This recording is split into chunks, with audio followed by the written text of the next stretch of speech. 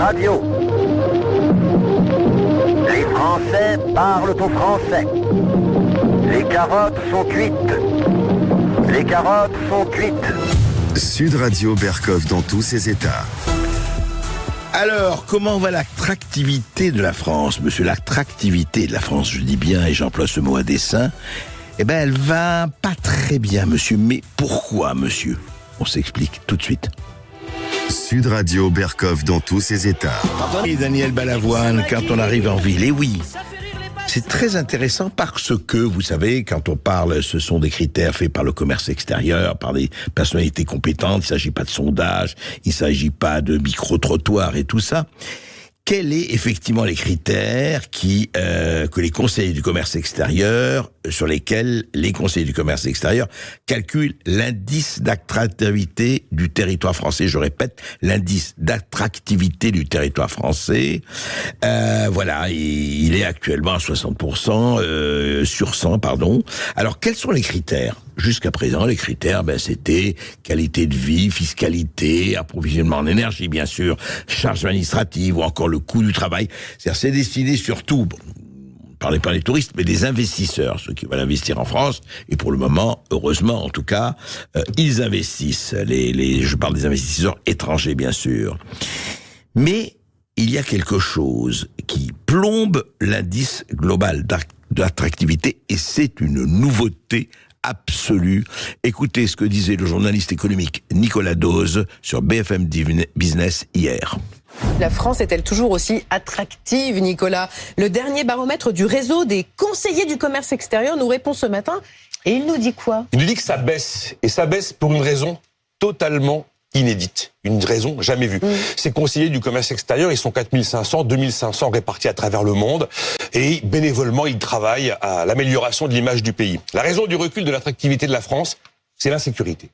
J'ai jamais cité cet aspect-là dans ce type de baromètre où généralement on est sur des aspects matériels, des aspects éco, des aspects business. Fiscaux. Non, l'indice qui plombe cette année le baromètre, c'est la sûreté des personnes. Et ça veut dire que ce qui se passe avec les émeutes, ce qui se passe, tous ces faits divers comme celui de la gare de Lyon ou encore les attaques contre les profs, ça plombe désormais l'image de notre pays. C'est la première fois que sur le type de baromètre dans une chronique éco, je m'adresse plus à Gérald Darmanin qu'à Bruno Le Maire. Eh oui, plus à Gérald Darmanin qu'à Bruno Le Maire, dit Nicolas Dose. Et c'est la première fois, historique quand même dans le bilan, qu'on parle de quoi? Pour l'attractivité, je parle d'attractivité économique de la France, d'insécurité. C'est intéressant, hein? Car il est toujours ministre de la Justice, Éric Dupond-Moretti, qui parlait d'un sentiment. Non, il n'y a pas d'insécurité. Il y a un sentiment d'insécurité.